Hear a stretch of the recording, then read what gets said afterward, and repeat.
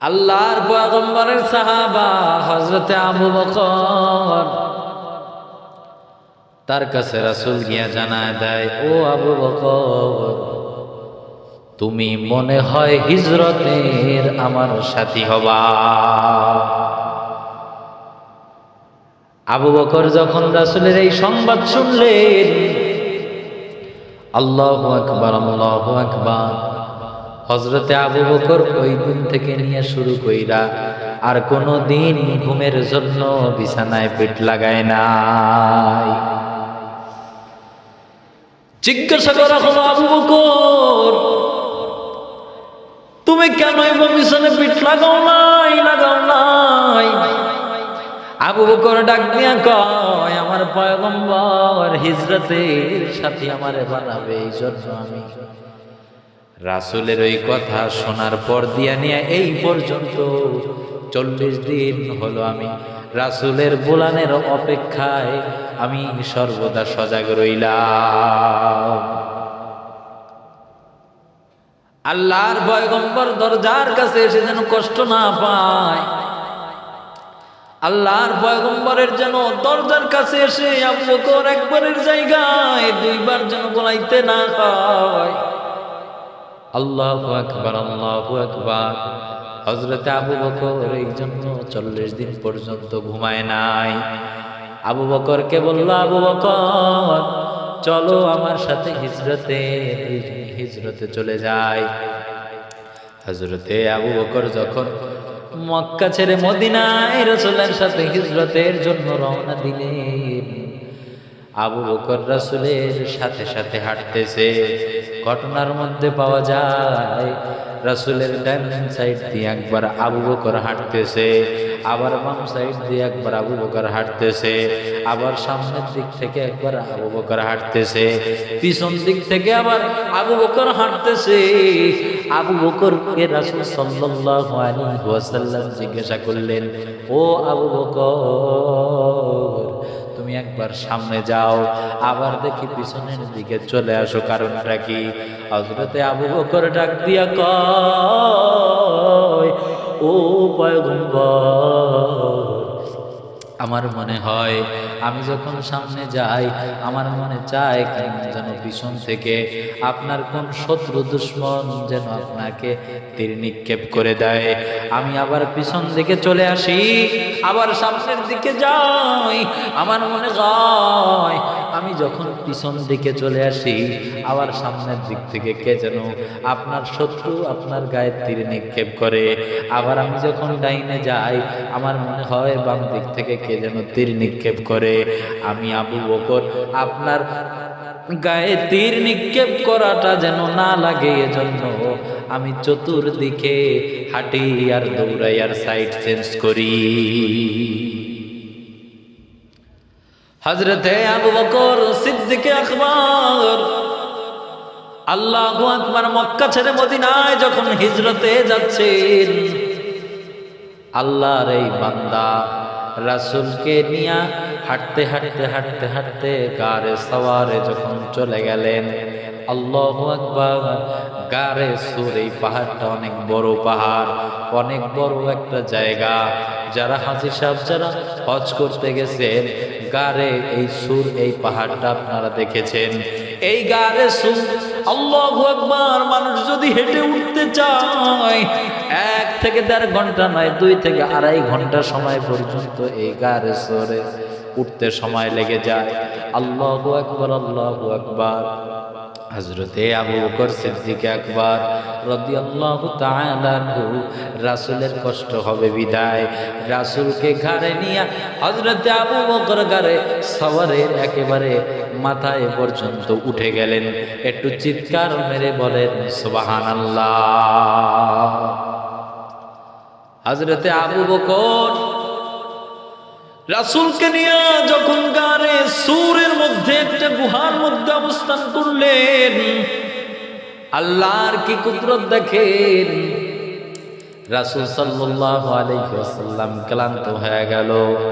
হযরতে আবু বকর গুহার মধ্যে অবস্থান করলেন। রাসূলের ক্লান্তি ভাব আসার পরে আবু বকর বলতে লাগলেন, ইয়া রাসূলুল্লাহ, ইয়া হাবিবাল্লাহ, আমার রানের উপরে আপনি মাথা রাইখা একটু রেস্ট নেন। আল্লাহর পয়গম্বর রাজি হয়ে গেল। গুহার মধ্যে আবু বকরের রানের উপরে মাথা রাখলেন। আল্লাহর পয়গম্বরের সাহাবা হযরত আবু বকর সুন্দর রমণী চেহারা দেখতেছে, রাসূল ঘুমাচ্ছে আর রেস্ট নিচ্ছে। আল্লাহু আকবার, আল্লাহু আকবার।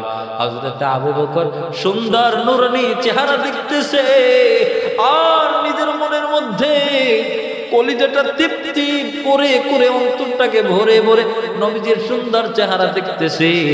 দেখে দেখে চোখের পানি ঝরাচ্ছে আর কাঁদতেছে আর বলতেছে, আল্লাহ এত সুন্দর চেহারা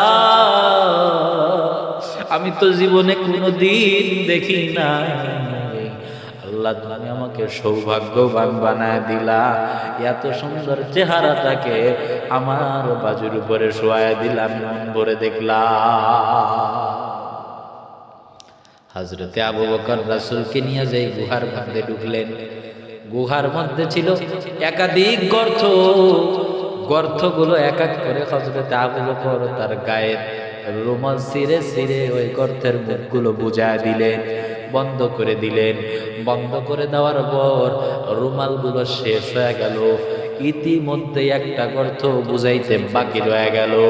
আল্লাহু আকবার, আল্লাহু আকবার। হযরতে আবু বকরের পা দিয়া ওই গর্তের মুখটা বন্ধ করে দিল। অন্যদিকে ওই গর্তের মধ্যে অপেক্ষমান সাপ। আল্লাহু আকবার।